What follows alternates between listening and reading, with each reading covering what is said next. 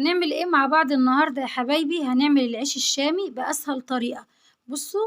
بصوا من كيلو دي انا مليت مشنتي ازاي. بصوا الجمال، بصوا جمال العيش، بصوا العيش من جوه، بصوا تحفه. دون سويته في المقلايه ودون سويته في الفرن. بصوا الجمال، بصوا حبايبي، بصوا الطراوه. طبعا بتاع الفرن بيطلع ناشف شويه، هقول لكم على التكه اللي تخليه يفضل طري معاكي. بصوا جمال العيش، بصوا احلى عيش شامي هنعمله مع بعض. بصوا طراوة العيش، بصوا. يلا نبدأ ونشوف احنا عملنا الجمال ده ازاي، ونملى بيتنا خير من كيلو دقيق، ونبدأ ونقول بسم الله. بسم الله الرحمن الرحيم، وبه نستعين، والصلاة والسلام على أشرف المرسلين سيدنا محمد صلى الله عليه وسلم خاتم المرسلين. السلام عليكم ورحمة الله وبركاته. ازيكم يا حبايبي، عاملين ايه؟ معاكم النهاردة مطبخ الإسراء، هنعمل خير. لو انت عندك أزمة في العيش، لو انت عندك ضيوف ومحتاجة عيش طري كده يبقى حلو، يلا نعمل مع بعض العيش الشامي بطريقة سهلة جدا وبسيطة، وإن شاء الله طريقتي تعجبكم. يلا نقول على المكونات يا حبايبي. أنا عندي كيلو دقيق، طبعا كيلو الدقيق ما شاء الله بيعمل لي كمية، انت حابة تعملي نص صابح بصابح مفيش أي مشاكل. أنا عندي كيلو دقيق، عندي 3 معالق لبن بودرة، عندي معلقة ملح، معلقة سكر، 3 معالق زيت، عندي باكو خميرة، تمام كده 10 جرام، وعندي معلقة بيكنج باودر، وعندي معلقة خل. هنعمل ايه بقى يا حبايبي؟ نحط اللبن البودرة كده، وهنحط الملح والسكر، مفيش اسهل من كده، واحط معلقة البيكنج باودر والخميرة، مكونات الجافة يعني. نحط المكونات الجافة بتاعتنا كده، احط الخميرة. طبعا المية اللي انا هعجن بيها هتكون دافية، مش مية سخنة، مية دافية، تمام كده.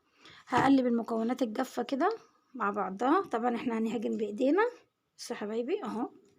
والدي بتاعي انا نخلاه. هحط الخل، معلقتين 2. الخل دون عبارة عن محسن، تمام كده. هنزل بقى ايه بالمية الدافية بتاعتي عشان نعجن. طبعا انا ركنت ال3 معالق زيت على جنب، هنعجن الاول وبعدين هنشوف هنعمل ايه بالزيت. انا طبعا عندي الميه ملهاش، الدقيق ملوش معيار ميه، بس انا هحط تقريبا كده ملو كوبايه، وهشوف انا هحتاج تاني ولا لا. يلا بسم الله الرحمن الرحيم. اهم حاجه في العيش ان انت تعجني كويس. بصوا يا حبايبي، عايزه عجينه لينه كده ما بتلزقش، تمام كده. بصوا يا حبايبي، العجينه بتاعتي انا لميت الدقيق كله. هعمل ايه؟ هنزل ب3 معالق زيت، بصوا كده، وهعجنها لمدة 7 دقايق، من 7 ل10 يعني، لحد ما الدقيق بتاع العجين بتاعي يشرب الزيت كله، تمام كده. حبايبي بصوا العجينة بتاعتي ما شاء الله، بصوا عجنتها 10 دقايق على ايدي على الترابيزة كده. بصوا حطها بقى عشان ترتاح، وبعد كده هنقطعها مع بعض ونشكلها مع بعض. بصوا البولة بتاعتي كده، وغطي عليها عشان ترتاح. يلا حبايبي نشوف العيش بتاعنا بعد ما خمر. انا مغطياه ببشكير وفوطه وكيس معايا. بصوا ما شاء الله، بعرف ازاي ان هو خمر لما حجم العجينه بتاعتي تزيد. وبصوا ايدي بتعلم في قلب العجينه، بعمل كده ايدي بتعلم وحجم العجينه بتزيد. يلا نقطعها مع بعض بقى. انا عندي المفرش السيليكون بتاعي، برش عليه حبه دقيق كده، رشه خفيفه. بقطعه بقى ايه الحجم اللي انا محباه، يعني انا بحب عيش كبير، بحب العيش بتاعي وسط صغير، زي ما انت حابه، تمام كده. بالراحه كده، لازم اقفله كويس عشان خاطر اما يخمر واجي افرده. بصوا يا حبايبي كده، وهقطع بقى الكميه كلها كده، هعمل منها صغير وهعمل منها كبير، وهنشوف مع بعض ان شاء الله طريقه التسويه. انا عندي 3 طرق للتسويه. 3 طرق ازاي بقى؟ هنشوفهم مع بعض. العجينه بتاعتنا كلها عشان ما اطولش عليكم الفيديو بس، وبعد كده نرجع لبعض تاني نشوف هنعمل ايه. بصوا حبايبي مرنة معايا ازاي. هكمل الكمية وارجع لكم تاني. لو عجبكم الفيديو ما تنسونيش في اللايك والشير والكلمة الحلوة اللي بستناها منكم يا احلى اخوات واحلى متابعين. انتوا اخواتي وحبايبي اللي بكبر بيهم واحلى متابعين. بصوا حبايبي قطعت العيش بتاعي. الكيلو عمل لي 38 رغيف كبير ووسط. هنغطيه بقى علشان خاطر يرتاح تاني وبعد كده هنفرده مع بعض. بصوا عشان نيجي نشكله. وده طبعا هغطيهم برضو. بصوا نستنى ما يرتاح شويه وبعد كده هنفرده مع بعض ونشوف هنسوي ازاي مع بعض. اول كوره انا عملتها هي اللي ببدأ بيها. بحط رشة دقيق خفيفة جدا تمام كده وبضبط كده بايدي. بصوا وعوص ايدي دقيق كده وبضبط حاجة خفيفة كده وافرد بالنشابة بتاعتي تمام كده. بصوا حبايبي كده كده طريقة سهلة جدا ان شاء الله تجربوها وتعجبكم. لو حابة تعملي سندوتشات منها لولادك مفيش اي مشاكل. ما بياخدش وقت معاكي هو وقت التخمير بس وراحة العجين تمام كده. بصوا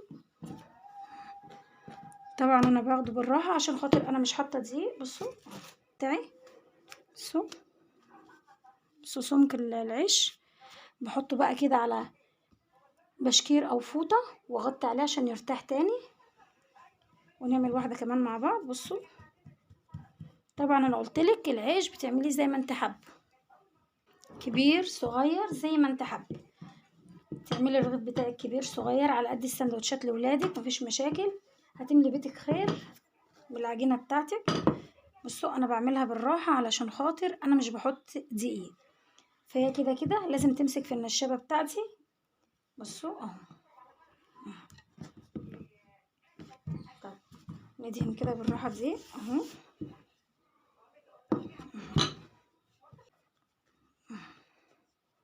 واحطه يرتاح كده واجيب الكرة اللي بعدها اللي انا بدأت بيها اللي بعدها كده بالتساوي تمام كده اهو.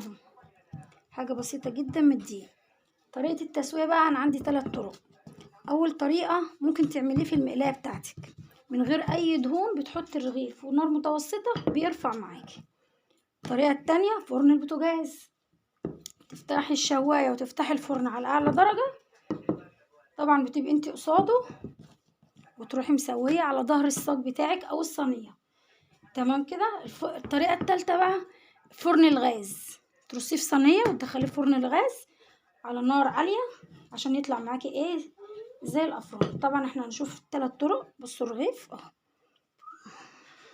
بصوا جمال الرغيف احلى رغيف عيش. لازم اسيبه يرتاح تاني يا حبايبي عشان يرفع معايا. هكمل الكميه بتاعتي وارجع لكم تاني عشان نشوف احنا هنعمل ايه. بصوا يا حبايبي هاخد اول رغيف انا فردته تمام كده وهنروح على المقلايه بتاعتنا بقى عشان نشوف هنسويه ازاي. يلا واحد واحد كده نسويه مع بعض. بصوا يا حبايبي المقلايه بتاعتي وده الرغيف بتاعي. طبعا انا بسخنها الاول ما بحطش ليها اي دهون. بصوا بروح جايه شايله الرغيف بتاعي بالراحه كده منزلاه في المقلايه. ما بلطهوش ولا بحركه ولا بقلبه الا ما يرفع معايا. بصوا يا حبايبي ابتدى يرفع معايا ازاي من الجناب. بصوا بصوا جمال العيش.